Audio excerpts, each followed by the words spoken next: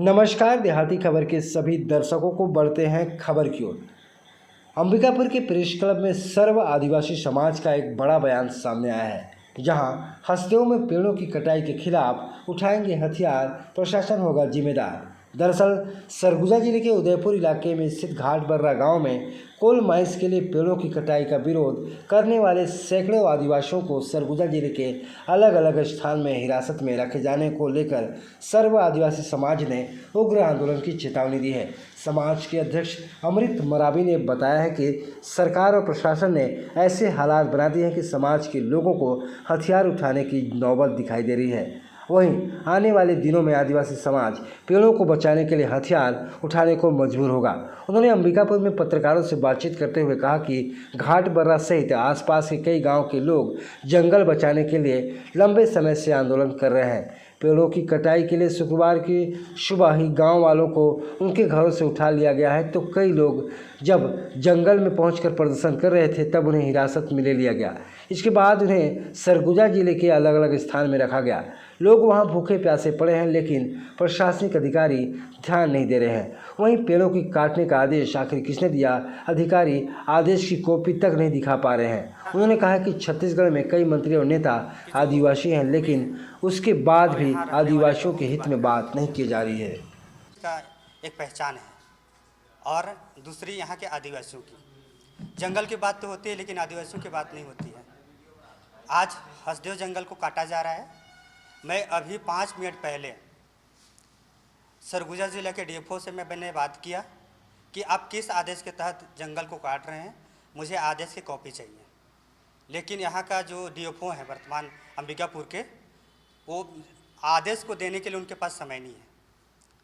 और जिस गांव घाट बर्रा, केते, बासन, हरिहरपुर के गांव के लोगों को आज रात 12 बजे से सोते हुए अचेत अवस्था में महिला पुरुष को गाड़ी में भरकर, छोटे छोटे बच्चों को, दूध पीने वाले बच्चों को छुड़ाकर उन लोगों को दरिमा, लखनपुर, तारा, कोरबा, मैनपाट, सीतापुर, रघुनाथपुर, लुंड्रा के थानों में कैद करके रखे गए हैं और उन लोग रात से ही भोजन नहीं किए हैं। इस बात को मैंने बात किया एसपी साहब से, पटेल साहब से, कि हमारे व्यक्तियों को आप किस अपराध के कारण थाना में बिठाए हैं।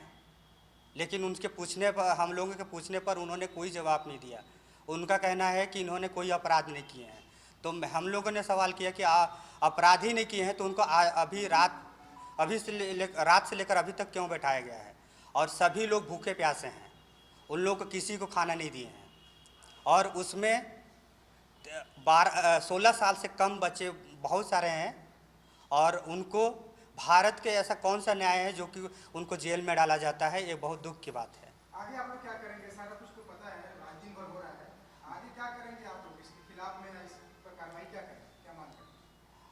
अब अंतिम विकल्प तो यही है कि अब हथियार उठाने के सिवाय और कोई दूसरा रास्ता नहीं बचा है, क्योंकि हमारी उम्मीद थी सरकार पर, यहाँ के जिला कलेक्टर के ऊपर विश्वास था, एसपी के ऊपर विश्वास था, डीएफओ के ऊपर विश्वास था। उन लोग आदेश दिखाने तक के लिए भी उनके पास समय नहीं है। और हमारे लोगों को जिस तरीके से वहाँ डिटेंशन सेंटर बना के वहाँ जेल में डाला गया है, ये बड़ी दुख की बात है। और इस बात से हम लोग पूरे आदिवासी समाज और यहाँ रहने वाले जितने भी वन्य परंपरागत निवास के सभी लोग आज आहत और पीड़ित हैं और डर एवं माहौल का स्थिति बन गया है। और सरगुजा में कोई भी अप्रिय घटना घटती है तो यहाँ के कलेक्टर, एसपी और डीएफओ पूर्ण जिम्मेदार होंगे।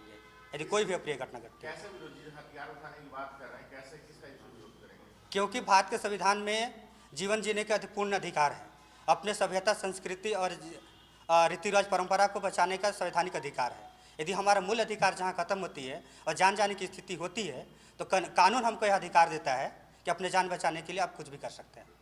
अभी छत्तीसगढ़ में भाजपा की सरकार है, कांग्रेस की सरकार थी, उस समय भी पेड़ कटे, अभी भी कट रहे हैं। आदिवासी आपके विधायक हैं, मंत्री हैं, सीएम हैं, क्या लगता है आदिवासियों इसके बारे में नहीं सोचते क्या? वो भी तो आदिवासी। ये तो बड़ी दुख की बात कहना पड़ रहा है। और एक तरफ से दूसरे लोग ये भी कहते हैं कि बड़ी खुशी की बात है, लेकिन हमारे लिए दुख की बात है कि आज महामहिम जो पद है उस पद में भी एक आदिवासी ही बैठे हुए हैं।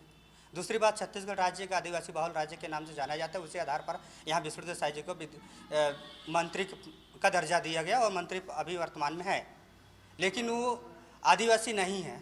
इसलिए आदिवासियों के साथ अत्याचार अन्याय हो रहा है, आज हमारे साथ खड़े नहीं हैं।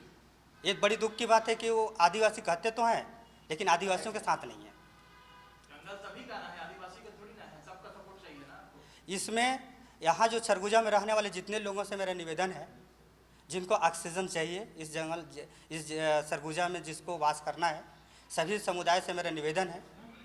सिर्फ आदिवासियों की बात नहीं है, ये पूरे जैव विविधता और पारिस्थितिक तंत्र की बात है। और सभी से मेरा निवेदन है कि पारिस्थितिक तंत्र जैव विविधता को बचाने के लिए सभी का कर्तव्य है, क्योंकि भारत का संविधान 51 का ये अधिकार देता है कि जहाँ मूल अधिकार खत्म होता है या कर्तव्य का उल्लंघन होता है, आपको बोलने की आज़ादी देती है। इससे पहले आप एक्शन